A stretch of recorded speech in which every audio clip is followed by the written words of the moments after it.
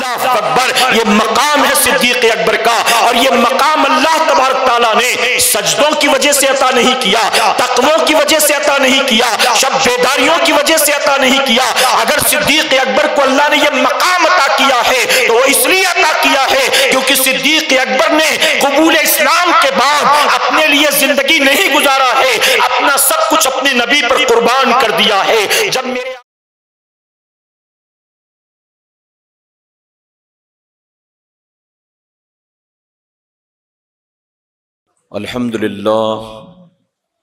الحمدللہ رب العالمین والعاقبۃ للمتقین والصلاة والسلام علی سید الانبیاء والمرسلین، اما بعد فاعوذ باللہ من الشیطان الرجیم، بسم اللہ الرحمن الرحیم۔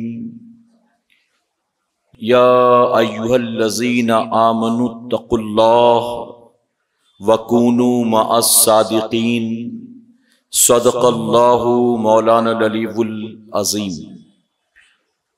باد توحید کے متوالو، شمع رسالت کے پروانوں، غوث و خواجہ اور رضا کے چاہنے والوں، آئیے سب سے پہلے ہم اور آپ نہایت ہی ادب اور احترام کے ساتھ اپنے اور ساری کائنات کے مرکز عقیدت جناب محمد الرسول اللہ صلی اللہ تعالی علیہ وسلم کی بارگاہ بے کس پناہ میں جس طرح سے میں آپ کو پڑھاؤں، میرے ساتھ مل کر پورا مجمع بآواز بلند ہدیہ غلامی درود و سلام کے انداز میں پیش کر لیں۔ پڑھیں الصلاۃ والسلام علیک یا رسول اللہ۔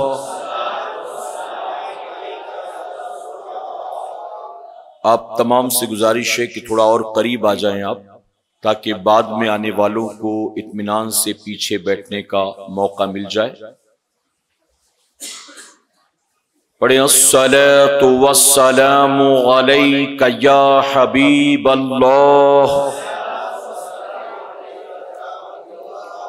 الصلاۃ والسلام علیک یا نبی اللہ، وعلی آلک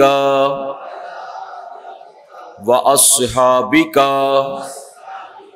یا نور اللہ، صلی اللہ تعالی علیہ وسلم۔ رب کعبہ کی بارگاہ میں دعا ہے، مولا اپنے حبیب صاحب لولاق صلی اللہ تعالی علیہ وسلم کے صدقہ و طفیل ہم تمام حاضرین اور سامعین کو تو دم واپسی تک حق کہنے، حق سننے اور اپنے حق والے بندوں کے دامن سے وابستہ رہنے کی توفیق نصیب فرما۔ ساتھ ہی بارگاہ رب العزت میں دعا ہے کہ میرے کریم ہم گناہ گاروں سیاہ کاروں کو، ہمارے والدین کو، ہماری قیامت تک آنے والی تمام نسلوں کو صحیح معنوں میں آل رسول اور اصحاب رسول سے سچی پکی محبتوں کی توفیق نصیب فرما، اور اپنے انہی محبوبین کی محبتوں کا صلہ ہمیں دنیا اور آخرت دونوں جہاں میں نصیب فرما۔ وہ دسوں جن کو جنت کا مژدہ ملا، وہ دسوں جن کو جنت کا مژدہ ملا، اس مبارک جماعت پہ لاکھوں سلام۔ اور مرتبہ حضرت صدیق کا یہ ہے سید، مرتبہ حضرت صدیق کا یہ ہے سید کہ ہر فضیلت کے وہ جامع ہیں نبوت کے سوا۔ میرے پیارے آقا علیہ الصلوۃ والتسلیم کے پیارے دیوانوں، آج ہم اور آپ ان کی بارگاہ میں خراج عقیدت پیش کرنے کے لیے جمع ہوئے ہیں کہ جنہیں قیامت تک جمعہ کے دن منبر پر کھڑے ہونے والا خطیب افضل البشر بعد الانبیاء کہہ کے پکارے گا، اور جن کی شان، جن کی عظمت، جن کا مقام میرے رب نے اتنا بلند و بالا فرمایا ہے کہ قیامت تک ان جیسا بیٹا کوئی ماں نہیں پیدا کر سکے گی۔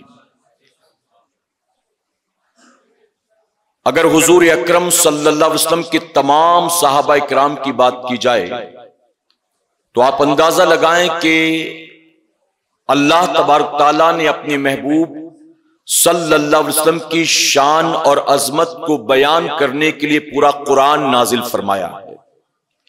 یعنی اللہ تبارک تعالیٰ حضور اکرم صلی اللہ علیہ وسلم کی تعریف کرتا ہے، اور حضور اکرم صلی اللہ علیہ وسلم اپنے صحابہ کی تعریف فرماتے ہیں، جن کی تعریف خود ہمارا رب کرے وہ آقا صلی اللہ علیہ وسلم اپنے غلاموں کی، اپنے صحابہ کی تعریف فرماتے ہیں۔ تو جن کی تعریف خود امام الانبیاء فرمائیں، آپ ذرا سوچیں کہ ان کا مقام کتنا بلند و بالا ہوگا۔ حضور اکرم صلی اللہ علیہ وسلم نے فرمایا کہ اللہ تبارک تعالیٰ نے ساری کائنات میں اپنی خاطر مجھے چن لیا ہے۔ اللہ نے ساری کائنات میں اپنی خاطر مجھے چن لیا، اور اللہ نے تمام انسانوں میں میری خاطر میرے صحابہ کو چن لیا ہے۔ تو پتا چلا کہ صحابہ کوئی ایسے ویسے لوگ نہیں ہیں، یہ وہ لوگ ہیں جن کو اللہ نے اپنے حبیب کے لیے چن لیا ہے۔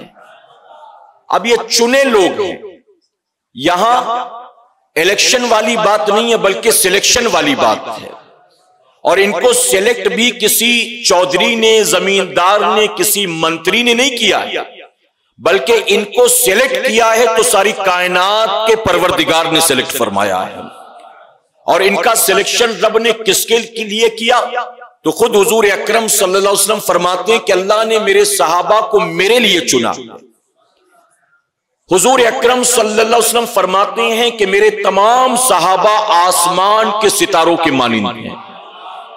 یہ نہیں فرمایا کہ جو بدر میں شریک تھے وہی آسمان کے ستاروں کے مانند، جنہوں نے سب سے پہلے میرے ہاتھ پر کلمہ پڑھا وہی ستاروں کے مانند، جو فتح مکہ سے پہلے مسلمان ہوئے وہی آسمان کے ستاروں کے مانند نہیں، بلکہ حضور اکرم صلی اللہ علیہ وسلم نے اس سے تمام صحابہ کو شمار کر کے فرمایا کہ میرے تمام صحابہ آسمان کے ستاروں کے مانند ہیں، جو اول دن کا ہو وہ بھی اور جو فتح مکہ کے بعد کا ہو وہ بھی۔ یعنی جس نے حضور اکرم صلی اللہ علیہ وسلم کے ہاتھوں پر کلمہ پڑھا اور حالت ایمان میں دنیا سے رخصت ہوا، اللہ نے اس کو آسمان کا ستارہ بنا دیا۔ حضور اکرم صلی اللہ علیہ وسلم فرماتے ہیں کہ تم اگر اللہ کی راہ میں احد پہاڑ کے برابر سونا صدقہ کرو، اور میرا صحابی اللہ کی راہ میں ایک مٹھی جو صدقہ کرے، تو اللہ کے نزدیک تمہارے احد پہاڑ کے سونا صدقہ کرنے سے زیادہ پسندیدہ میرے صحابی کا ایک مٹھی جو صدقہ کرنا ہے۔ فرمایا گیا صحابیت کا مقام اللہ نے تقوی کی بنیاد نہیں دیا، صحابیت کا مقام خوف خدا کی بنیاد نہیں ملا، صحابیت کا مقام شب بیداریوں کی بنیاد نہیں ملا، صحابیت کا مقام یہ تہجد کی وجہ سے نہیں ملا، عبادت اور ریاضت کی وجہ سے نہیں ملا ہے، بلکہ صحابیت کا مقام اگر اللہ نے کسی کو دیا ہے تو اپنے محبوب کی محبت کی بنیاد عطا فرمایا ہے۔ اور میرے پیارے آقا علیہ الصلوۃ والتسلیم کے پیارے دیوانوں، ان کی محبتوں کا حال کیا تھا؟ ہم جن کی بات کر رہے ہیں وہ تو تمام صحابہ کے امام ہیں۔ ہم اگر کسی ایک صحابی کی بات کریں جس نے فتح مکہ کے بعد بھی اسلام قبول کیا ہو، اگر اس کی بھی بات کریں تو پتا چلے گا کہ وہ حضور کے ہاتھوں پر کلمہ پڑھنے والا قبول اسلام کے بعد حضور اکرم صلی اللہ علیہ وسلم کی محبت میں ایسا غرق ہو گیا کہ اس نے اگرچہ اسلام بہت دیر سے قبول کیا لیکن اس کے باوجود بھی اپنا تن من دن نبی پر قربان کرنے کے لیے وہ تیار رہتا تھا ہر وقت۔ تو جو اولین میں سے ہیں ان کی عظمتوں اور ان کی شان کا کیا کہنا۔ میرے پیارے آقا علیہ الصلوۃ والتسلیم کے پیروانوں، جیسا کہ ہمارے نگراں عالی جناب الیاس اشرفی صاحب نے کہا، موجودہ دور میں ان بزرگوں کو یاد کرنا ہمارے اور آپ کے لیے اتنا ضروری ہو چکا ہے کہ اگر اپنی آنے والی نسلوں کے دل میں آل رسول اور اصحاب رسول کی محبت کو ہم نے آج پیدا نہ کیا تو یاد رکھیں کل ان کا کیا بنے گا، ہم آج اس کے بارے میں کچھ نہیں کہہ سکتے۔ اس کی وجہ کہ فتنوں کا دور دورہ اور فتنے اتنی تیزی کے ساتھ پھیل رہے ہیں اس زمین پر، اتنی تیزی کے ساتھ کہ حضور اکرم صلی اللہ علیہ وسلم نے اسی کی نشاندہی کرتے ہوئے فرمایا تھا کہ آگ کو ہاتھ پر لے کر چلنا آسان ہوگا، ایمان بچانا مشکل ہو جائے گا۔ تلوار کی تیز دھار پر چلنا آسان ہوگا، ایمان بچانا مشکل ہو جائے گا۔ اور اسی کو میرے امام نے اپنی زبان میں کہا، سونا جنگل رات اندھیری، چائی بدری کالی ہے، سونے والوں جاگتے رہنا چوروں کی رکھوالی ہے۔ یعنی کب کس کا کہاں کیسے ایمان نکل جائے گا اسے خود کو بھی پتا نہیں چلے گا۔ میرے پیارے آقا کے پیروانوں، جہاں رافضیت جسے ہم اور آپ عام زبان میں شیعہ کہتے ہیں، وہ پوری طاقت لگا کر، پورا زور لگا کر اہل بیت کے نام پر لوگوں کو صحابہ کا گستاخ اور باغی بنانے پر لگا ہوا ہے، وہیں پر ہم خوش عقیدہ سنی مسلمانوں کے درمیان بھی کچھ ایسے نیم رافضی پیدا ہو گئے ہیں کہ جو ہر اعتبار سے سنی کہلاتے ہیں، سنی نظر بھی آتے ہیں۔ وہ 11ویں بھی کریں گے، 12ویں بھی کریں گے، چھٹی بھی کریں گے، عرس بھی کریں گے، نیازیں بھی کریں گے، میلاد بھی کریں گے، جلسے بھی کریں گے، جلوس بھی کریں گے، معاملات ایگزیکٹ اہل سنت والجماعت والے ہوں گے، لیکن اگر عقیدے کی بات کی جائے تو پتہ چلے گا کہ یہ بھی رافضیوں کی طرح صحابہ اکرام کا گستاخ اور باغی بن چکا ہے۔ صحابہ کو آپ سوچیں، جن کی تعریف خود حضور اکرم صلی اللہ علیہ وسلم فرمائیں، آج ہم 1450 سال کے بعد بیٹھ کر ان پر بحث کر رہے ہیں معاذ اللہ کہ وہ ایسے تھے کہ ویسے تھے کہ ویسے تھے۔ ارے جن کی نگاہوں کے سامنے تھے اس نبی نے ان کی تعریفیں کی، اور جنہوں نے دیکھا بھی نہیں، جو ان سے ملے بھی نہیں، جو حقیقت جانتے بھی نہیں، وہ 1450 سال کے بعد ترازو لے کے بیٹھے کہ یہ ایسا تھا وہ ایسا تھا۔ معاذ اللہ۔ میرے پیارے آقا کے پیروانوں، آپ کو سن کر تعجب ہوگا، اگر رافضیوں کا عقیدہ دیکھا جائے تو جانتے ہو کیا عقیدہ ہے؟ رافضیوں کا یہ عقیدہ ہے کہ حضور اکرم صلی اللہ علیہ وسلم کے دنیا سے پردہ کرنے کے بعد 6 لوگوں کے علاوہ جتنے صحابہ تھے وہ سارے مرتد ہو گئے تھے۔ کہ معاذ اللہ، یعنی حضور اکرم صلی اللہ علیہ وسلم دنیا سے پردہ فرمائے تو کم و بیش 1,24,000 صحابہ کو اپنے پیچھے چھوڑ کر گئے، لیکن یہ کہتا ان کا عقیدہ، یہ ان کی کتابوں میں یہ بات موجود ہے کہ حضور اکرم صلی اللہ علیہ وسلم کے بعد 6 آدمی مسلمان رہے، باقی سارے مرتد ہو گئے معاذ اللہ۔ میرے پیارے آقا کے پیروانوں، جو بتاؤ صحابہ کو مومن ماننے کو تیار نہیں ہے، ہم اس کو مسلمان مانیں گے؟ اور جب ہم اس کو مسلمان نہیں مانتے تو اس سے ہمارا کیا لینا دینا؟ اس کے پیچھے پیچھے چلنا، اس کے طریقہ کار کو اپنانا، وہ جو کہہ دے اس پر لبیک کہنا، بتائیے کیا ہمارے لیے ضروری ہے؟ ارے جو میرے نبی کے صحابہ کا گستاخ ہو، کیا وہ ہمارا اپنا کبھی ہو سکتا ہے؟ میرے پیارے آقا علیہ الصلوۃ والتسلیم کے پیروانوں، میں آپ کو بتا دوں، بات آئی تو اس ضمن میں ملفوظات غریب نواز میں یہ بات موجود ہے۔ فرمایا گیا کہ ایک نوجوان تھا جو نمازی تھا، اول صف کا نمازی، نیک، کسی سے لڑائی جھگڑا نہیں، کسی سے کوئی قرضہ نہیں، کسی سے گالی گلوج نہیں، کچھ نہیں، بہت نیک پرہیزگار نظر آتا تھا۔ جب اس کی سکرات کا وقت آیا، اس کے سرہانے بیٹھے کلمے کی تلقین کرنے لگے تو اس کی زبان پر کلمہ جاری نہیں ہو رہا تھا۔ لوگ پریشان کہ اس میں کون سی خرابی تھی، ہم نے تو دیکھا نہیں کبھی، پھر اس کی زبان پر کلمہ کیوں نہیں آتا؟ لوگ پریشان ہو کر پہنچے خواجہ غریب نواز کی بارگاہ میں اور جا کر سارا معاملہ بیان کیا تو جانتے ہو میرے غریب نواز نے کیا فرمایا؟ غریب نواز فرماتے ہیں کہ اس کا ظاہر تو بالکل پرفیکٹ ہے، ظاہر میں اس کے کوئی خرابی نہیں ہے، لیکن کلمہ جو میسر نہیں آتا اس کی وجہ یہ ہے کہ وہ بندہ صدیق اکبر اور عمر فاروق اعظم کے گستاخوں کے ساتھ اٹھتا بیٹھتا تھا۔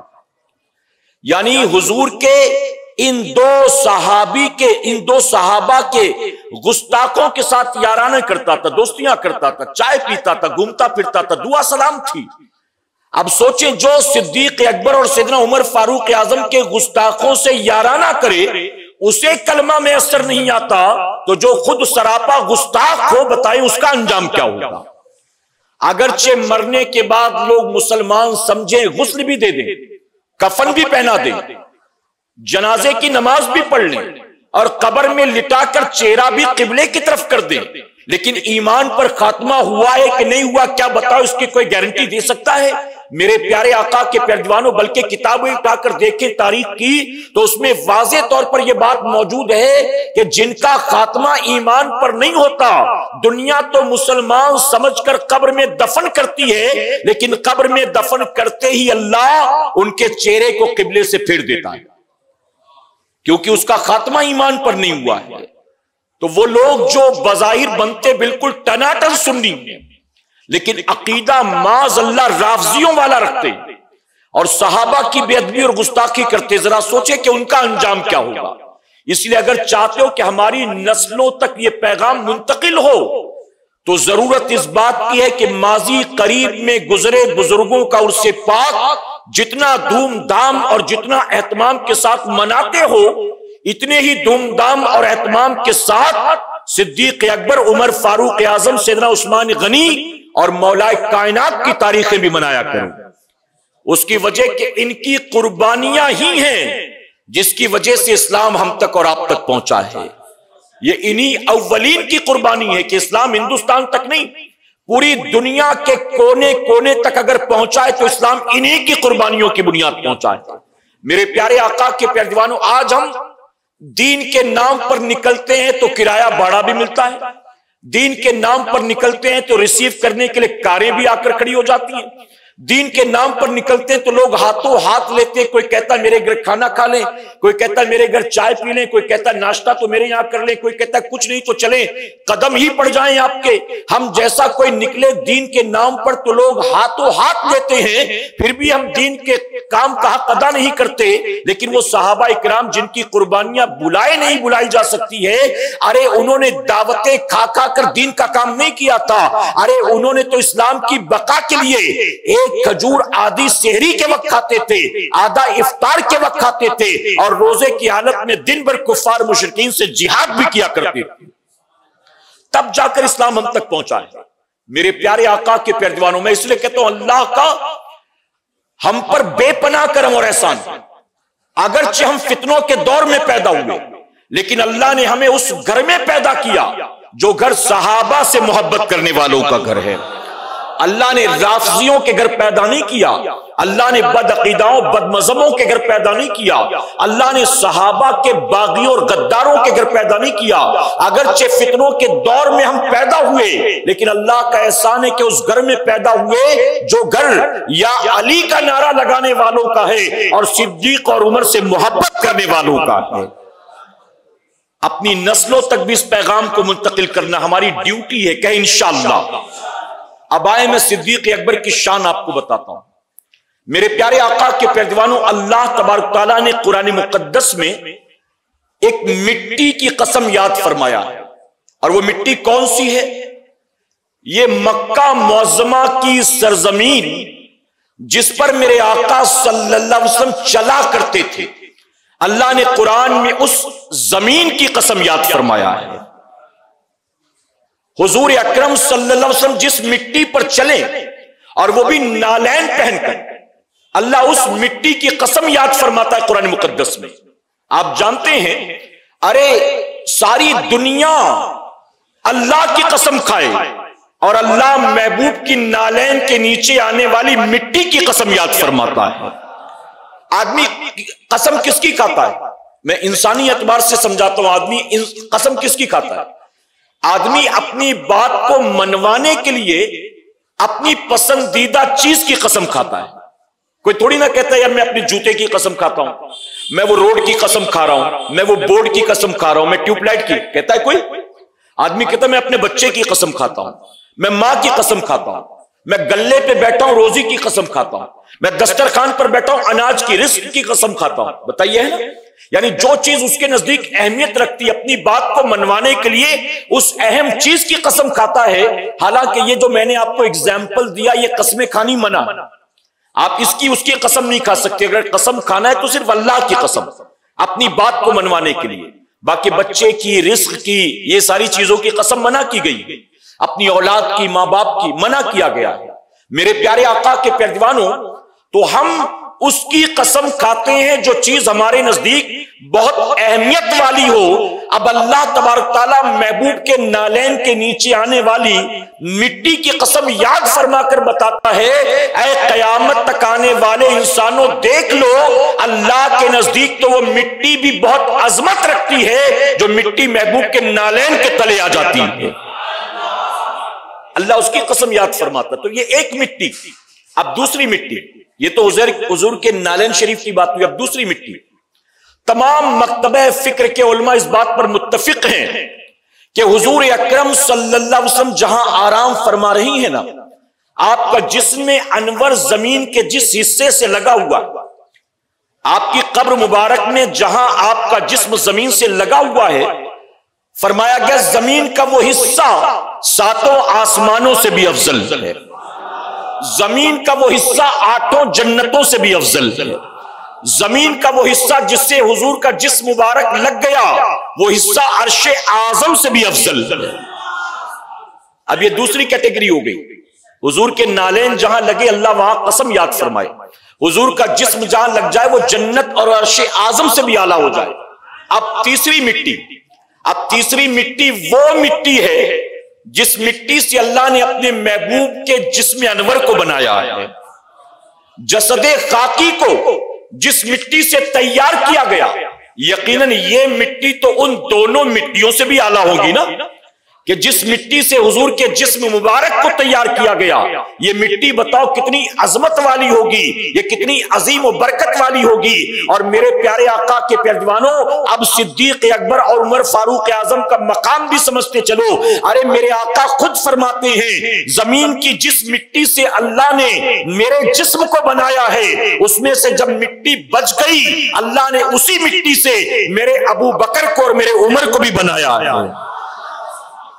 اب بتائیے جس مٹی سے اللہ نے محبوب کے جسد خاکی کو تیار کیا، اسی مٹی سے ابو بکر کے جسم کو بنایا گیا، اسی سے عمر فاروق اعظم کے جسم کو بنایا گیا ہے. اب اور سنتے چلو، میرے آقا فرماتے ہیں کہ انسان زمین کی جس مٹی سے اس کو پیدا کیا گیا ہے، مرنے کے بعد اس کو وہیں پر دفن کیا جائے گا. جس حصے کی مٹی سے اس کا جسم بنایا گیا، انتقال کے بعد اس کو وہیں پر دفن کیا جائے گا. کبھی کبھی آپ نے دیکھا ہوگا ایک آدمی 60 سال تک رہا بامبے میں، کسی شادی بیاہ میں شریک ہونے کے لیے گاؤں گیا اور گاؤں میں اس کا انتقال ہو گیا. لوگ کہتے ہیں یار رہا پوری زندگی بامبے میں اور موت کھینچ کر لے آئی اس کو گاؤں میں، اور پھر وہیں اس کی قبر بنتی ہے. کیوں؟ اس کی وجہ یہ تھی کہ اس کا رہا پوری زندگی روزی روٹی کے چکر میں اگرچہ شہر میں اپنے گاؤں سے دور، لیکن اس کا جسم اس کے گاؤں ہی کی مٹی سے بنایا گیا تھا، اس لیے اس کو پلٹ کر آنا پڑا. کبھی کبھی ایسا ہوتا ہے کہ کوئی بندہ زندگی بھر کبھی نہ مکے گیا نہ مدینے گیا، جیسے تیسے پہنچا ایک بار اور پھر واپس نہیں آیا. حج کے لیے گیا تھا، عمرہ کے لیے گیا تھا، وہیں اس کا انتقال ہو گیا. تو اب اس کا انتقال وہیں ہو گیا. یہ اس بات کی ضمانت ہے کہ اگرچہ پیدا ہوا ہندوستان میں، لیکن جس مٹی سے اس کا جسم بنایا گیا تھا وہ مکے یا مدینے کی تھی، اس لیے اس کو وہیں پر پلٹ کر آنا پڑا، وہیں پر لوٹایا گیا. میرے پیارے آقا کے پیارے دیوانوں، اب بتائیے مولا کائنات کہاں آرام فرما رہے ہیں؟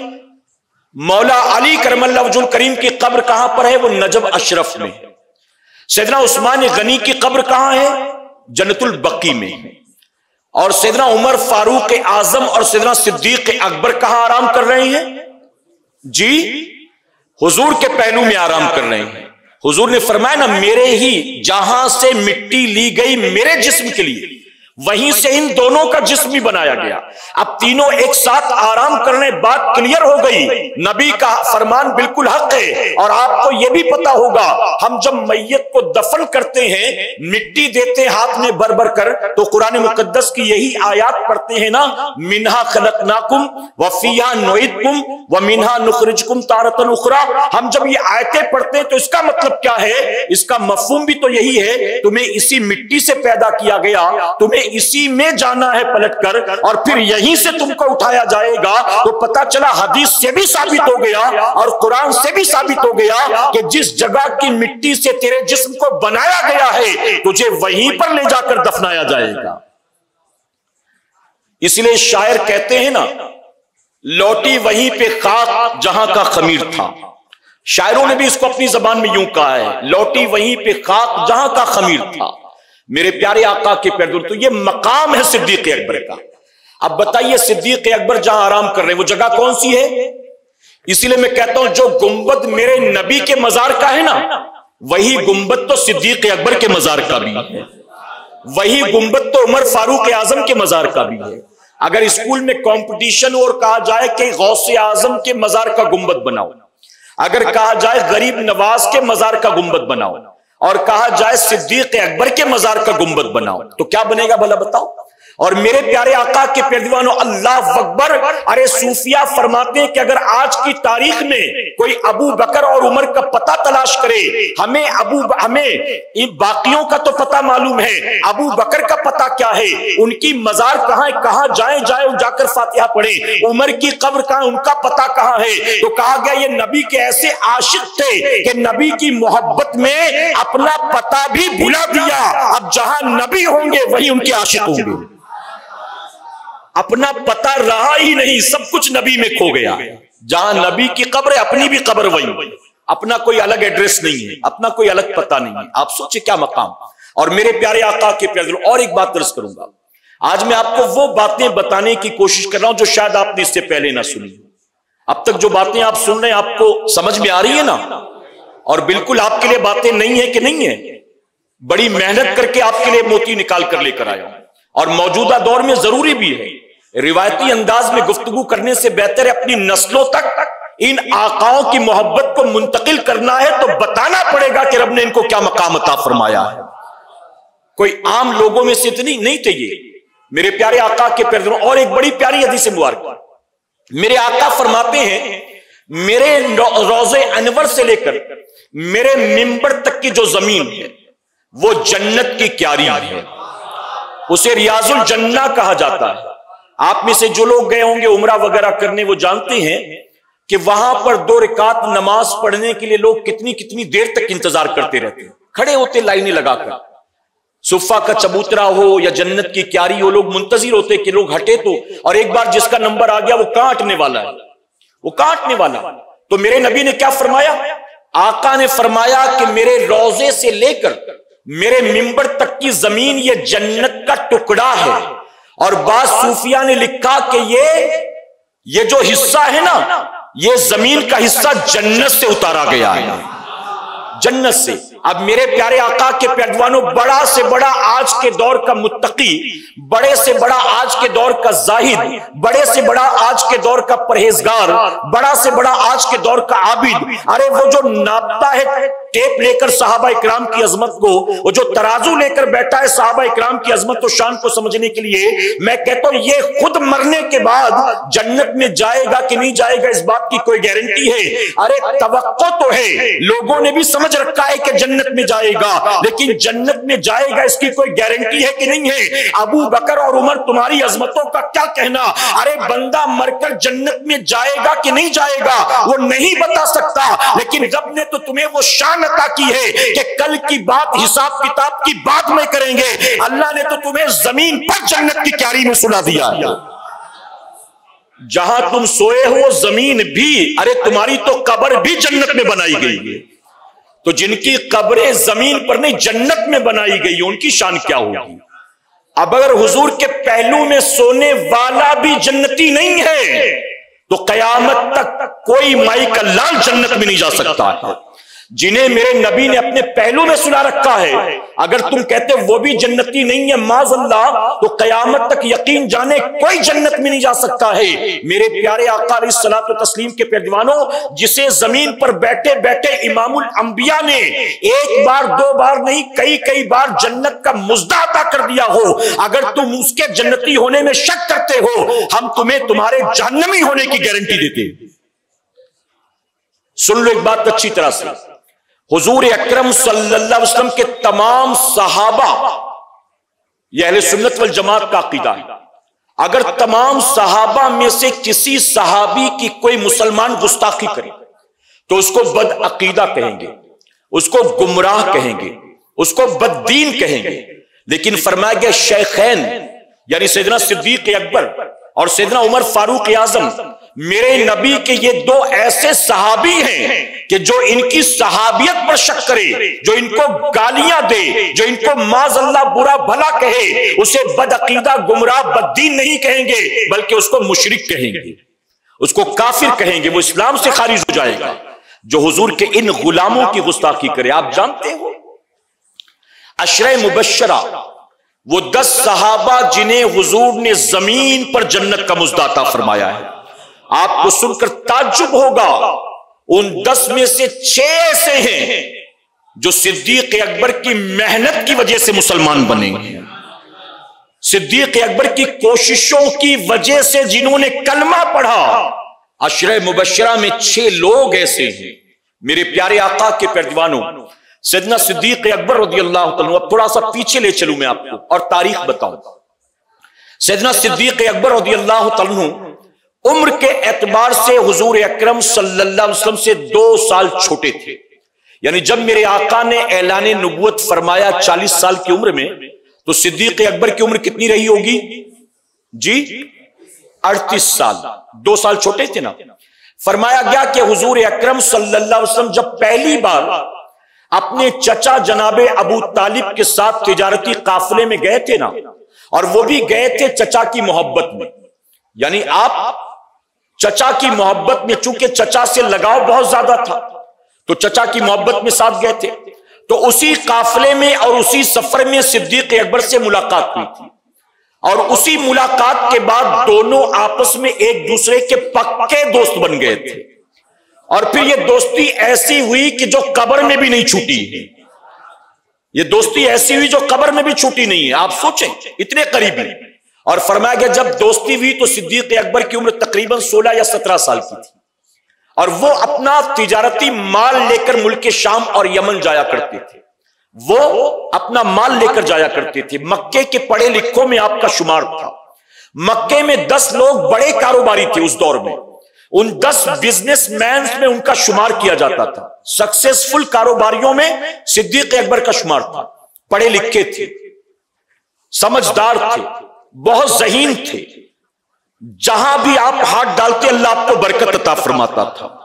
فرمایا گیا حضور اکرم صلی اللہ علیہ وسلم نے مکہ معظمہ میں زمانے جاہلیت میں اعلان نبوت سے پہلے ایک پیس کمیٹی قائم کی تھی، امن کمیٹی، اور اس پیس کمیٹی کا کام یہ تھا کہ آپس میں لڑائی جھگڑے ہو جاتے تو صلح کرا دیتے، کوئی کسی کا حق مارتا تو اس کو حق دلا دیتے، اگر باہر سے کوئی تاجر آتا، مکے کا کوئی شریر آدمی اس کو تنگ کرتا، پریشان کرتا، مال لے لیتا، پیسہ نہیں دیتا، یا مال لے کر کہتا میں کل دوں گا پرسوں دوں گا، بھاگ جاتا، تو حضور اکرم صلی اللہ علیہ وسلم اسے اس کا حق دلایا کرتے تھے۔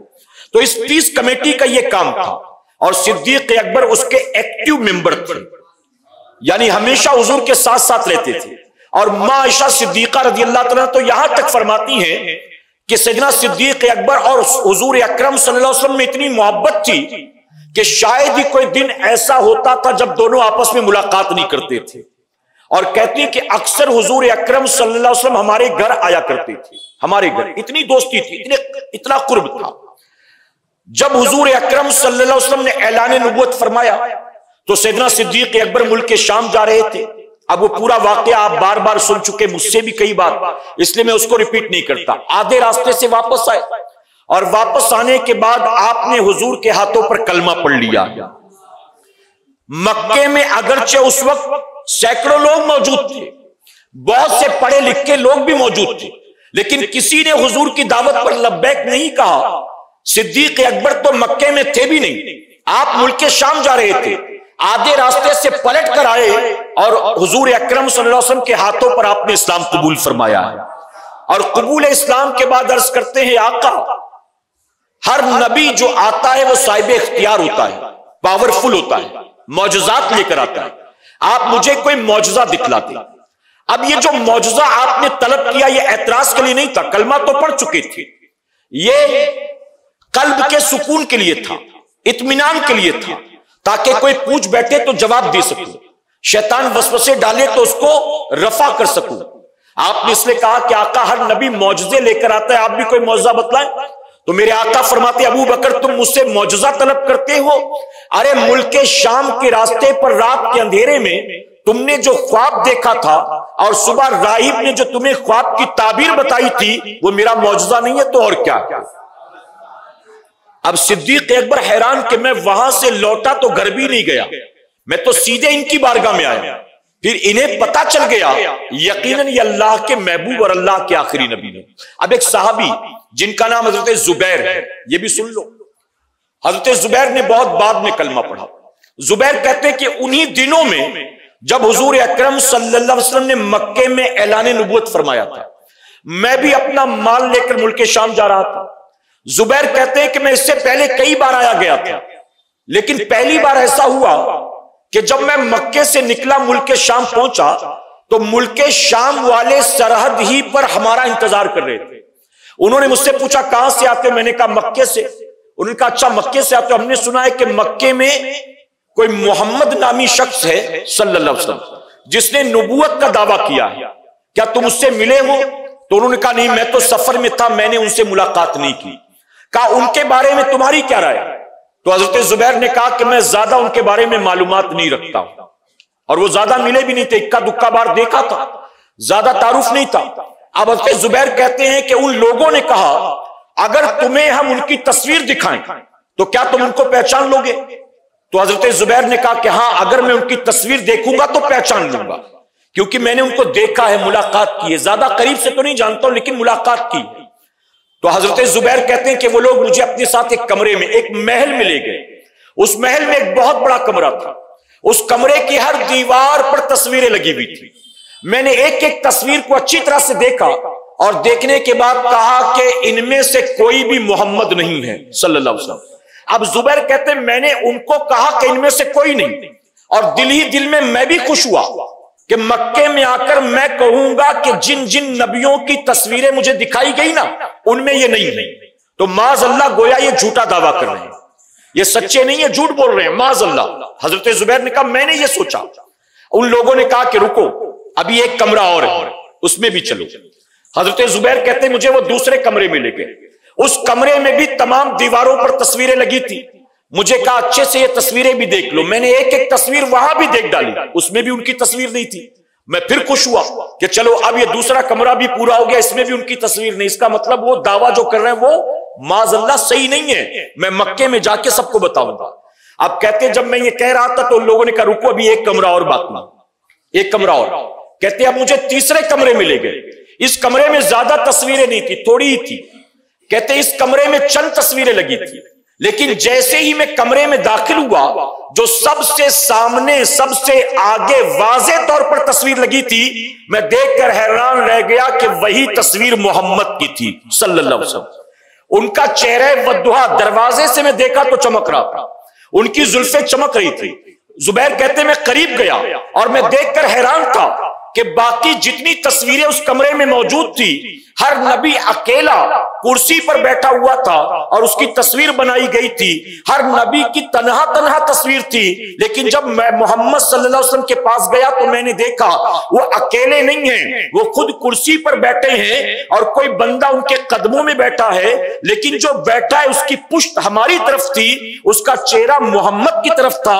اور میں نے دیکھا کہ انہوں نے یعنی حضور صلی اللہ علیہ وسلم نے اپنا ہاتھ اس کے سر پر رکھا ہوا تھا، تو میں نے کہا کہا کہ یہی ہیں جنہوں نے نبی ہونے کا دعویٰ کیا ہے، میں تو انہیں پہچان گیا۔ تو جانتے ہو وہ کیا کہتے ہیں؟ وہ کہتے ہیں جیسے ہی میں نے یہ کہا شام کے لوگ بھی کہتے ہیں تو انہیں صحیح پہچانا، ہمارے آباء و اجداد نے بھی انہی کے بارے میں بتایا تھا، ہمارے بزرگوں نے بھی کہا تھا یہی آخری نبی ہوں گے۔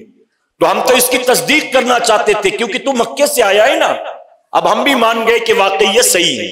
تو کہتے میں نے ان سے پوچھا کہ باقی تو سارے اکیلے اکیلے بیٹھے، یہ اپنے ساتھ کسی اور کو لے کر بیٹھے، جو ان کے قدموں میں بیٹھا وہ کون ہے؟ تمہارے باپ دادا نے یہ بھی تو بتایا ہوگا، جو ان کے قدموں میں بیٹھے ہوئے ہیں، جن کے سر پر انہوں نے اپنا ہاتھ رکھا ہے، آخر وہ کون ہے؟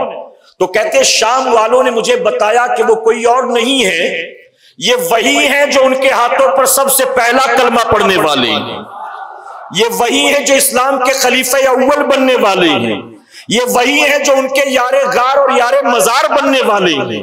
وہ کہتے اب میری جستجو بڑھ گئی، میں فوراً مکے واپس آیا اور پتہ کیا تو پتہ چلا کہ وہ سب سے پہلا کلمہ پڑھنے والا کوئی اور نہیں ابو بکر صدیق تھے۔ پتہ چلا یہ چیزیں تو پہلے سے چلی آ رہی ہیں، پتہ چلا یہ بات حق ہے، الیکشن کا معاملہ نہیں ہے، سلیکشن کا معاملہ ہے۔ اور صدیق اکبر کو میرے کریم نے ایسا سلیکٹ کیا اپنے محبوب کے لیے کہ فرمایا گیا صدیق اکبر نے زمانے جاہلیت میں بھی کبھی وہ کام نہیں کیے جو اس دور میں بالکل عام ہوا کرتی تھی۔ اس دور میں شراب حرام نہیں تھی، لیکن صدیق اکبر خود فرماتے میں نے کبھی شراب کو ہاتھ نہیں لگایا ہے۔ اس دور میں زنا کرنا فقر کی بات مانی جاتی تھی۔ ابو بکر کہتے ہیں کسی غیر محرم عورت کو ہاتھ لگانا تو درکنار میری کبھی نظر بھی کسی غیر محرم پر نہیں پڑی ہے۔ اس دور میں حرام لقمے کھانا، سود کے دندے کرنا، یتیموں غریبوں بیواؤں کے حق مارنا، یہ ساری چیزیں عام تھی۔ صدیق اکبر کہتے ہیں زمانے جاہلیت میں ارے جن چیزوں میں لوگ ملوث تھے میرے کریم نے ان گناہوں سے مجھے اس وقت بھی بچائے رکھا تھا۔ اچھا ابھی ان چیزوں کے احکام نہیں آئے تھے، بتائیے ہے نا، ابھی ان چیزوں کا ارے شراب تو حضور کے اعلان نبوت کے بہت بعد حرام ہوئی ہے نا، میرے آقا نے اعلان نبوت کے ساتھ ہی شراب کو حرام قرار نہیں دے دیا، بہت بعد میں، لیکن اس کے باوجود صدیق اکبر کی اللہ نے حفاظت کی ان ساری چیزوں سے۔ اور اسی لیے میں آپ کو بتاؤں اعلیٰ حضرت عظیم البرکت خود فرماتے ہیں کہ حضور اکرم صلی اللہ علیہ وسلم کے تمام صحابہ میں 2 صحابی ایسے ہیں جو حضور کے ہاتھوں پر کلمہ پڑھنے سے پہلے بھی مسلمان تھے، کلمہ بظاہر پڑھا انہوں نے لیکن یہ پہلے بھی مسلمان ہی تھے۔ اور وہ کون تھے؟ فرماتے ایک تو صدیق اکبر ہیں اور دوسرا مولا کائنات ہیں، اور محبت سے کہیں اور کیسے مسلمان تھے میں آپ کو بتاؤں اور اگزامپل دوں۔ ایک مرتبہ حضور اکرم صلی اللہ علیہ وسلم نے صحابہ کی محفل میں فرمایا ابو بکر ہم نے تمہاری جوانی دیکھی ہے، ہم نے تمہارا بڑھاپا بھی دیکھ لیا ہے، لیکن ہم نے تمہارا بچپن نہیں دیکھا۔ ابو بکر ہمیں اپنے بچپن کی کوئی بات بتا دو۔ اب صدیق اکبر اپنے بچپن کی بات بیان کرتے ہیں۔ اب میں آپ میں سے کسی کو پوچھوں کہ جب آپ 10th میں تھے کوئی بات یاد ہو تو بتاؤ، تو بتاؤ، بتا سکتے ہو کہ نہیں بتا سکتے ہو؟ 10th کی باتیں بتا دو گے، 11th کی باتیں بتا دو گے، میں کہوں گا نرسری میں جب تھے تو کیا ہوا تھا بتائیے۔ پہلے دن جب آپ اسکول گئے تھے تو آپ کے ساتھ کیا ہوا تھا بتائیے، روئے تھے کہ نہیں روئے تھے، امی گئی تھی کہ ابا گئے تھے، بتا سکتا ہے کوئی؟ جب اچھا میں کہوں کہ 10 سال کے تھے تو 10 سال کی عمر والا کوئی واقعہ بتا دے، بتا سکتے ہیں؟ صدیق اکبر کی داڑھی کے سر کے بال سفید، نبی فرماتے اپنے بچپن کی کوئی بات بتاؤ۔ اب یہاں کیا معلوم ہوا؟ پتا چلا ابو بکر سے نبی فرماتے ہیں اپنے بچپن کی کوئی بات بتاؤ، معلوم ہوا ابو بکر کا ذکر سننا نبی کو پسند، نبی کو پسند۔ اب بتائیے ابو بکر کا بچپن نبی سنے، نبی کو پسند، ہم حضور کا بچپن بیان کریں تو کیا یہ شرک ہوگا؟ بدعت ہوگی؟ ہم میلاد النبی کے موقع پر حضور کا بچپن بیان کرتے ہیں نا، حضور کے اعلان نبوت کے پہلے کا دور، بعد کا دور، حضور کے اختیارات، حضور کے معجزات، حضور کی عظمتیں، حضور کی شان، حضور کی بزرگی، تو آخر اس میں کون سی خرابی اور برائی؟ نبی نے فرمایا کوئی بچپن کا واقعہ بتاؤ۔ صدیق اکبر عرض کرتے ہیں یا رسول اللہ صلی اللہ علیہ وسلم مجھے اچھی طرح سے یاد ہے، میں 4 سال کا بچہ تھا، ایک دن میرے والد ابو قحافہ میری انگلی پکڑ کر مجھے مکے کے بت قدے میں لے گئے، وہاں پر طرح طرح کے بت تھے، پتھر کا بھی تھا، مٹی کا بھی تھا، آٹے کا بھی تھا، لوہے کا بھی تھا، سونے کا بھی تھا، تانبے کا بھی تھا، پیتل کا بھی تھا، چاندی کا بھی تھا، الگ الگ بت تھے۔ مکے والے الگ الگ بتوں کے ساتھ الگ الگ چیزیں منسوب کرتے تھے۔ یہ والا بیماری دیتا ہے، یہ والا بیماری سے شفا دیتا ہے، یہ منتیں پوری کرتا ہے، یہ روزی دیتا ہے، یہ پانی برساتا ہے، یہ دعائیں قبول کرتا ہے۔ صدیق اکبر کہتے ہیں میرے والد ابو قحافہ نے مجھے لے جا کر کہا کہ بیٹا بڑے ہو گئے ہو، کبھی کبھی یہاں آیا کرو، اپنے خداؤں کی عبادت کیا کرو، ان کے سامنے سر جھکایا کرو۔ اب صدیق اکبر کہتے ہیں کہ 2-4 لوگ اور وہاں موجود تھے، میرے والد نے مجھے یوں سمجھایا بجھایا اور وہ ایک بت کے سامنے جا کر کھڑے ہو گئے۔ میں دیکھ رہا تھا جیسے وہ 2-4 آدمی نکل گئے نا، تو میرے سامنے جو بت تھا میں نے اس سے مخاطب ہو کر کہا کہ مکے والوں نے تمہیں خدا سمجھ رکھا ہے، کیا تم بھی خدائی کے دعوے دار ہو؟ اگر تم خدائی کے دعوے دار ہو، مکے والے تو تمہیں خدا مانتے ہیں، لیکن تم بھی اگر خدائی کے دعوے دار ہو تو چلو میرا ایک کام کرو، میرے لیے کچھ کھانے کا انتظام کر دو۔ وہ بے جان بت کیا کھانے کا انتظام کرتے، جیسا کھڑا تھا ویسے ہی کھڑا تھا۔ آپ نے فرمایا کہ چل ٹھیک ہے پانی پلا دے، پانی ہی پلا دے۔ وہ خاموش کھڑا۔ آپ نے فرمایا مجھے نیا جوڑا دے سکتا ہے؟ کھانا پانی نہیں دے سکتا تو کپڑا دے سکتا ہے؟ آپ فرماتے وہ خاموش کھڑا۔ اس کے بعد میں نے کہا اچھا میرے لیے کچھ نہیں کر سکتے ہو، اپنے لیے کچھ کر سکتے ہو؟ صدیق اکبر عرض کرتے ہیں میں نے زمین پر پڑا ایک پتھر اٹھایا اور میں نے کہا کہ یہ پتھر میں اب تیرے اوپر مارنے جا رہا ہوں، اگر تو میرے لیے کچھ نہیں کر سکتا ہے تو کم سے کم اپنی حفاظت کر لے، اپنے لیے کچھ کر کے دکھا۔ فرماتے یہ کہہ کر میں نے وہ پتھر زور سے مارا۔ اب بتائیے 4 سال کے بچے کے بازوؤں میں کتنی طاقت ہوگی؟ آپ نے جیسے تیسے مارا۔ فرماتے کہ پتھر جا کر لگا، مٹی کا بت تھا، اس کی ناک ٹوٹ گئی۔ اب وہ پتھر ناک لے کر زمین پر ساتھ آ گیا۔ اب پتھر کی آواز سنا میرے والد ابو قحافہ نے، بھاگ کر میرے پاس آئے۔ جب تک میرے والد آئے تب تک میں نے دوسرا پتھر بھی اٹھا لیا تھا۔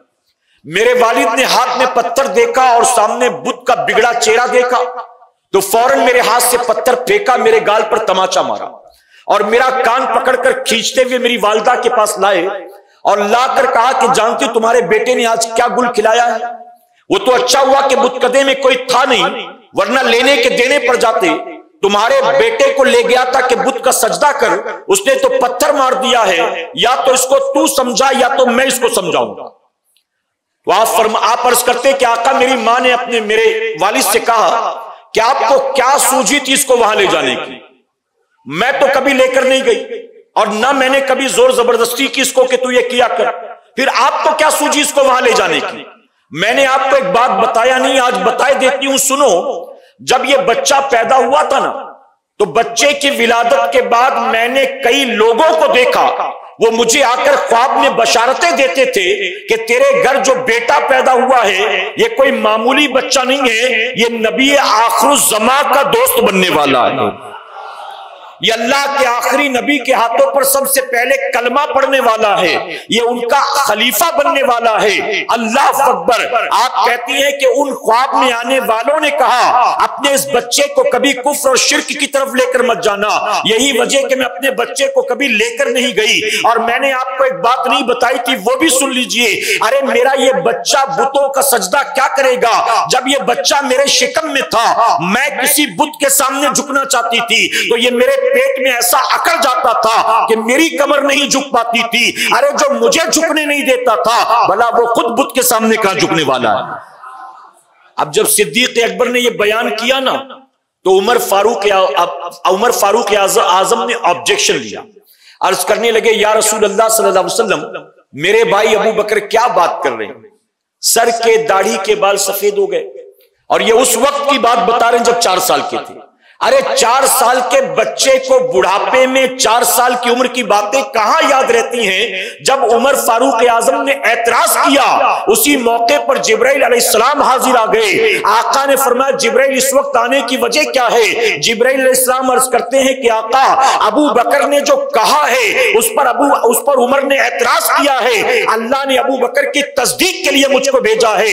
ابو بکر نے صحیح کہا ہے، ابو بکر نے صحیح کہا ہے، ابو بکر نے صحیح کہا ہے اور یہی ہم سنیوں کا عقیدہ ہے۔ ارے جو جوان ہو کر نبی کا دوست بننے والا تھا، جب رب نے کفر و شرک کے دلدل سے اس دوست کی حفاظت کی ہے، تو جس کوکھ سے میرے آقا جلوہ گر ہونے والے تھے زمین پر، کیا نبی کے وہ ماں باپ کافر و کافرہ ہو سکتے ہیں؟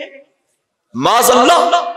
جو دوست بننے والا میرا کریم اس کی حفاظت کرتا ہے، اور یہاں کلمہ پڑھ کر داڑھی رکھ کر کہتے ہیں کہ ان کے والدین مسلمان نہیں تھے۔ معاذ اللہ، معاذ اللہ۔ اسی لیے کہتا ہوں سنیوں، اللہ کا احسان ہے، اللہ نے ایسے گستاخوں، باغیوں، بدعقیداؤں کے گھر پیدا نہیں کیا، اللہ نے عاشقوں کے گھر پیدا فرمایا ہے، اللہ نے محبت کرنے والوں کے گھر پیدا فرمایا۔ آپ جانتے ہیں صادق اور صدیق، اس کا کیا مطلب ہوتا ہے؟ صادق کا مطلب کیا ہوتا ہے؟ سچا۔ کیا ہوتا ہے؟ اور صدیق کا مطلب کیا ہوتا ہے؟ اس کا بھی مطلب سچا ہی ہوتا ہے، اس کا بھی مطلب۔ لیکن حضور کے تمام صحابہ کو صادق تو کہیں گے، صدیق نہیں کہیں گے۔ صدیق کہیں گے تو صرف صدیق اکبر کو کہیں گے، ابو بکر کو کہیں گے، عمر فاروق اعظم بھی صادق ہیں۔ بتائیے کوئی نبی کا صحابی معاذ اللہ جھوٹا ہے؟ سارے صحابہ صادق ہیں، لیکن آپ صدیق ہیں۔ صوفیہ فرماتے ہیں صادق اور صدیق میں کیا فرق ہے؟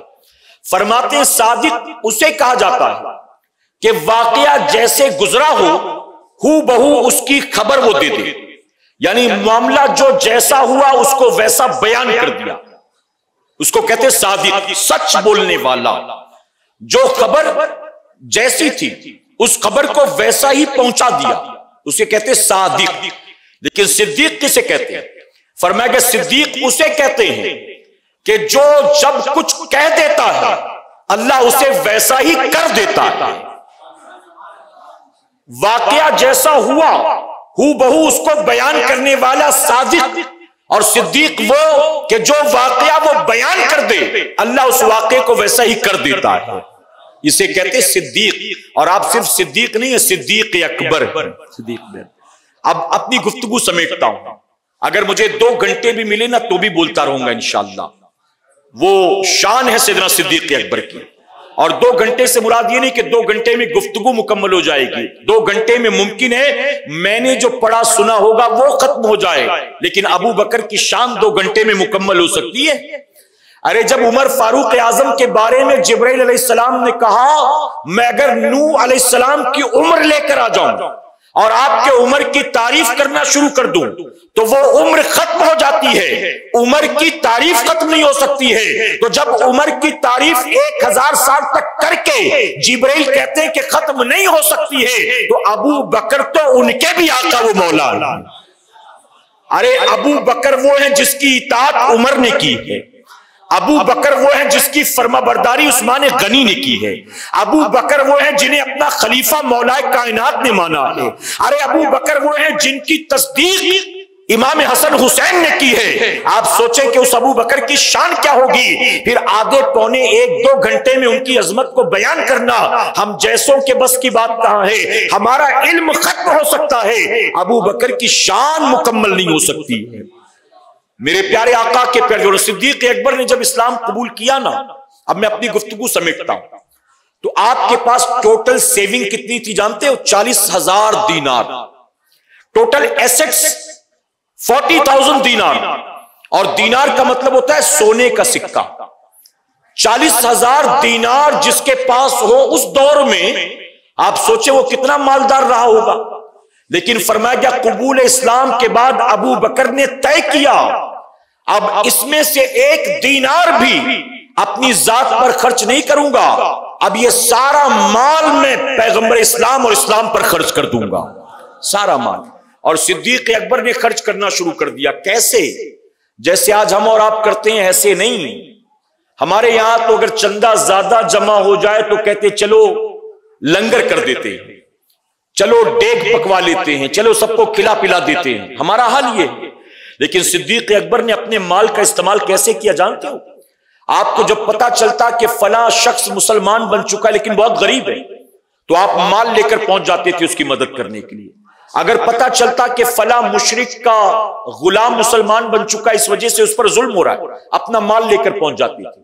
جب آپ کو پتا چلا کہ امیہ کا غلام بلال اس نے کلمہ پڑھ لیا اور بلال کے قبول اسلام کی وجہ سے امیہ بہت ظلم کر رہا ہے، تو صدیق اکبر اپنا مال لے کر پہنچ گئے امیہ کے پاس، 40,000 دینار کے مالک مال لے کر پہنچ گئے امیہ کے پاس، اور امیہ سے کہا امیہ میں تجھ سے تیرا غلام بلال خریدنے آیا ہوں۔ تو امیہ کہنے لگا کہ ابو بکر بلال کو خرید کے کیا کرو گے، بلال کسی کام کا نہیں ہے۔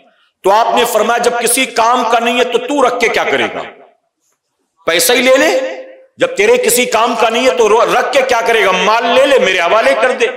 اس نے کہا ابو بکر میں نے دیکھا تو نے کبھی خسارے کے سودے نہیں کیے، تو بہت کامیاب تاجر ہے، ہمیشہ نفع کے سودے کرتا ہے، لیکن آج تو نقصان والا دھندا کرنے چلا ہے۔ آپ نے فرمایا نقصان کس کا ہو رہا ہے، تیرا کہ میرا؟ میرا ہو رہا ہے نا، تیرا تو فائدہ ہی ہونا ہے، تو پھر میں نقصان برداشت کرنے کے لیے تیار ہوں، مال لے لے اور بلال کو دے دے۔ اس نے کہا کہ ابو بکر بلال کو لے کر کرو گے کیا؟ آپ نے فرمایا کہ تو بتا قیمت کیا ہے، یہ سوال مت پوچھ قیمت کیا ہے۔ اب اس کو دینا نہیں تھا تو اس نے کیا کہا، اس نے کہا کہ میں بلال کے بدلے میں 1,000 دینار لوں گا۔ اب اس دور میں غلام کتنے کے ملتے تھے، 5 دینار کے، 10 دینار کے، 15 دینار کے۔ ان کے قد کاٹھی رنگ کی وجہ سے، نسل کی وجہ سے، ایجوکیشن کی وجہ سے، ان کے اپنے ایسٹس کی وجہ سے ان کی قیمت لگتی تھی۔ اب حضرت بلال کی ویلو کتنی ہوتی اس دور میں، آپ سوچیں جس منڈی کے اعتبار سے کتنی قیمت لگتی۔ صدیق اکبر کو بھگانے اور نہ دینے کی نیت سے اس نے کہا 1,000 دینار لوں گا۔ صدیق اکبر نے فرمایا 1,000 دینار دینے کو تیار ہوں، اور محبت سے کہے ارے سبحان اللہ کہنے میں تو بخل نہ کرو۔ صدیق اکبر کہتے 1,000، ارے جب غلام اچھے سے اچھا 10 دینار میں ملتا ہو، ابو بکر 1,000 دینار لگاتے ہیں، کیوں؟ رنگ نہیں دیکھتے، قد نہیں دیکھتے، ہنر نہیں دیکھتے، کوالیفیکیشن نہیں دیکھتے، ایمان دیکھ رہے ہیں، ایمان کی وجہ سے اس کی قیمت لگائی، 1,000 دوں گا۔ اب امیہ نے سوچا تھا بھاگ جائیں گے، لیکن دیکھا کہ یار یہ تو اتنا مہنگا سودا بھی لینے کو تیار، تو کہا کہ ابو بکر تو 1,000 دینار دے گا نا، تو بھی نہیں دوں گا۔ تو آپ نے فرمایا کہ یہ تو وعدہ خلافی ہوئی۔ کچھ اور لوگ موجود تھے، انہوں نے کہا یہ عربوں کے اصول کے خلاف ہے، یعنی اگرچہ وہ عرب کے لوگ مشرک تھے، کفر شرک میں ڈوبے تھے، لیکن زبان کے پکے تھے۔ ان لوگوں نے کہا امیہ یہ غلط ہے، تو عربوں کے اصول کے خلاف کر رہا ہے، یہ غلط ہے، تو نے اتنی مہنگی قیمت لگائی، ابو بکر دے رہے ہیں پھر بھی تو سودا کینسل کر رہا ہے، تجھے دینا پڑے گا۔ تو اس نے کہا ٹھیک ہے 2,000 دینار لوں گا۔ صدیق اکبر نے فرمایا جا 2,000 دینار دیتا ہوں، سیدھے ڈبل کہا جا دیتا ہوں۔ تو کہا کہ ابو بکر وہ جو تیرا ایک غلام ہے نا، عربیون نسل، وہ جو گورا سا ہے، لمبا چوڑا سا ہے، ہٹا کٹا جوان ہے، پڑھا لکھا ہے، مجھے تیرا وہ غلام بھی چاہیے۔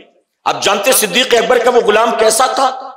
صدیق اکبر کا وہ غلام جو تھا وہ جوان تھا، گورا تھا، پڑھا لکھا تھا، بہت محنت کش تھا، اور وہ غلام ایسا تھا کہ اس کے ساتھ اس کی بیوی بھی تھی، اس کی بیٹی بھی تھی، اور اس غلام کے اپنے 10 غلام تھے۔ محبت سے کہیں صدیق اکبر کے غلام کے اپنے 10 غلام تھے۔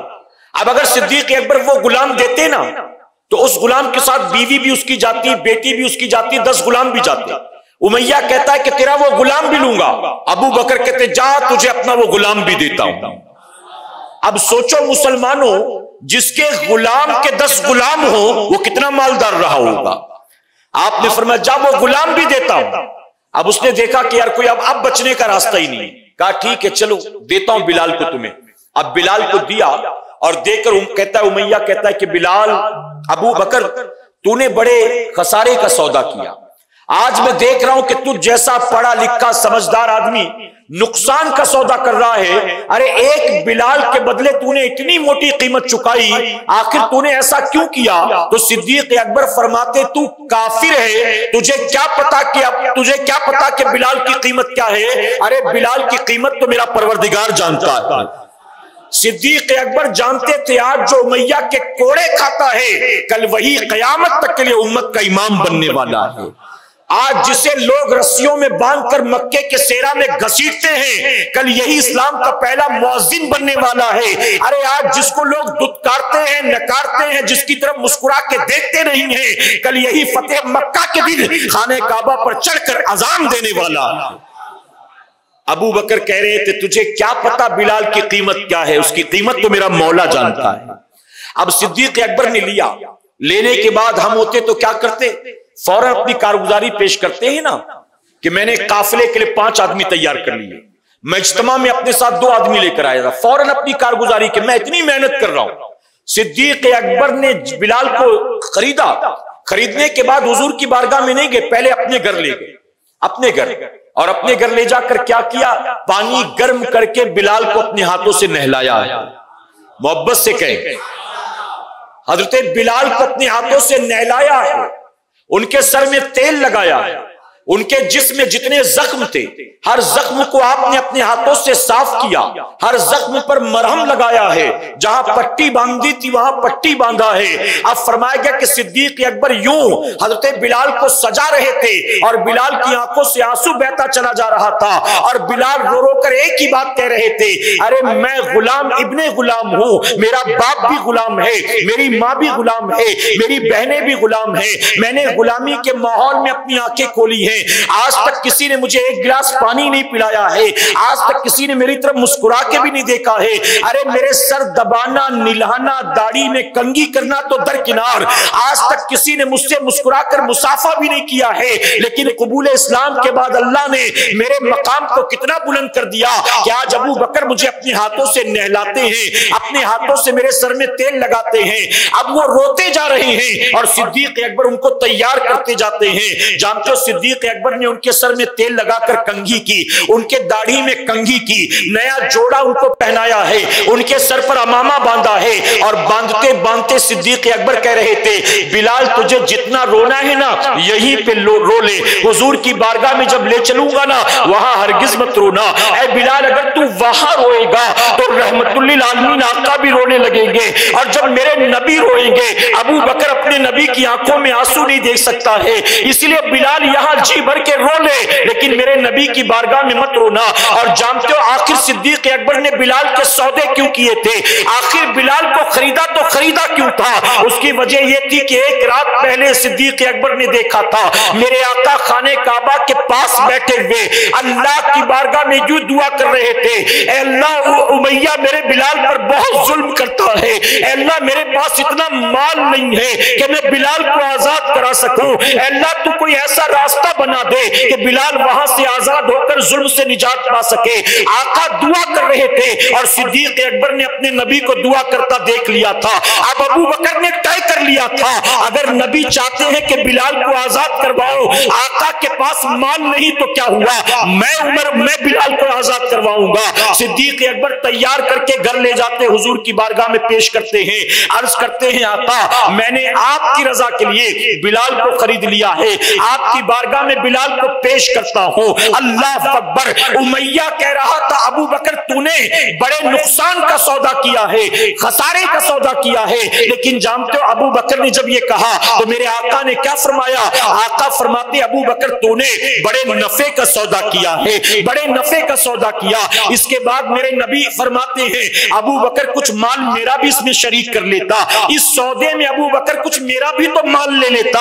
جانتے ہو ابو بکر بے ساختہ پکار اٹھے، اے آقا ابو بکر بھی آپ کا ہے، ابو بکر کا سارا مال بھی آپ کا ہے، یعنی اگر میں نے خریدا ہے تو میرا اپنا کچھ بھی نہیں ہے۔ اللہ اکبر۔ گویا صدیق اکبر یوں عرض کر رہے تھے مورا تن من دھن سب وار دیا، یہ جان بھی پیارے جلا جانا۔ اللہ اکبر۔ یہ مقام ہے صدیق اکبر کا، اور یہ مقام اللہ تبارک تعالیٰ نے سجدوں کی وجہ سے عطا نہیں کیا، تقویٰ کی وجہ سے عطا نہیں کیا، شب بیداریوں کی وجہ سے عطا نہیں کیا۔ اگر صدیق اکبر کو اللہ نے یہ مقام عطا کیا ہے تو وہ اس لیے عطا کیا ہے کیونکہ صدیق اکبر نے قبول اسلام کے بعد اپنے لیے زندگی نہیں گزارا ہے، اپنا سب کچھ اپنے نبی پر قربان کر دیا ہے۔ جب میرے آقا نے صدیق اکبر سے کہا تھا ابو بکر میں تمہاری بیٹی عائشہ سے نکاح کرنا چاہتا ہوں. کتنا ایج ڈفرنس تھا, اتنا ایج ڈفرنس ہے کہ آج بھی یہودی پریشان ہے, آج بھی عیسائی پریشان ہے, آج بھی نبی کی ذات پر اعتراض اور انگلی اٹھاتا نظر آتا ہے. اتنا ایج ڈفرنس تھا. حضرت عائشہ صدیقہ رضی اللہ تعالیٰ عنہا تقریباً 6 یا 7 سال کی تھی, اور میرے آقا کی عمر ان کے مقابلے کتنی زیادہ تھی. آقا فرماتے ابو بکر میں تمہاری عائشہ سے نکاح کرنا چاہتا ہوں. صدیق اکبر نے ایک لمحہ بھی ضائع نہیں کیا, بلکہ بے ساختہ پکار اٹھتے ہیں, آقا ابو بکر بھی آپ کا ہے, ابو بکر کی عائشہ بھی آپ کی ہے. ابو بکر جانتے تھے یہ مکے کا کوئی عام آدمی نہیں کہہ رہا ہے, یہ وہ کہہ رہے ہیں جو اپنی مرضی سے کچھ نہیں کرتے, کرتے وہی ہیں جس کا حکم اللہ عطا فرماتا ہے. صدیق اکبر نے یوں محبت کی. آج ہم اور آپ محبت رسول کا دعویٰ کرتے ہیں, ہم کہتے عاشق رسول ہیں. ارے صدیق اکبر نے تو سب کچھ لٹا دیا, اور ہم سے داڑھی منڈانا نہیں چھوٹتا ہے. ہر صبح اٹھ کر سیلون میں جاتے ہیں, داڑھی منڈاتے ہیں, اور عاشق رسول بھی کہلاتے ہیں. ہم دوست کی شادی میں ڈی جے لگا کر ناچے بھی, اور عشق رسول میں ایک ذرہ فرق بھی نہیں پڑتا ہے. ہم یہ سمجھتے ہیں کہ میلاد میں جھنڈے لگا لیے نا یہی کافی ہے محبت میں, ہم نے چندہ دے دیا نا محفل میں یہی کافی ہے محبت کے لیے, ہم نے نعت خواں کو نذرانے دے دیے نا یہی کافی ہے محبت میں. کیا بتاؤ صحابہ نے بھی ایسی محبت کی تھی؟ ارے ان میں تو سب کے پاس مال نہیں تھا جھنڈا لگانے کے لیے, ان میں سب کے پاس مال نہیں تھا لنگر لٹانے کے لیے, لیکن اللہ نے جو انہیں مقام عطا کیا. اے مسلمانوں, قیامت تک کوئی مسلمان خانہ کعبہ کے سائے میں نہیں, خانہ کعبہ کے اندر حالت سجدہ میں جان دے دے, اس کے باوجود رب نے اپنے نبی کے ایک صحابی کو جو مقام عطا کیا ہے, یہ مقام قیامت تک کسی کو میسر نہیں آئے گا.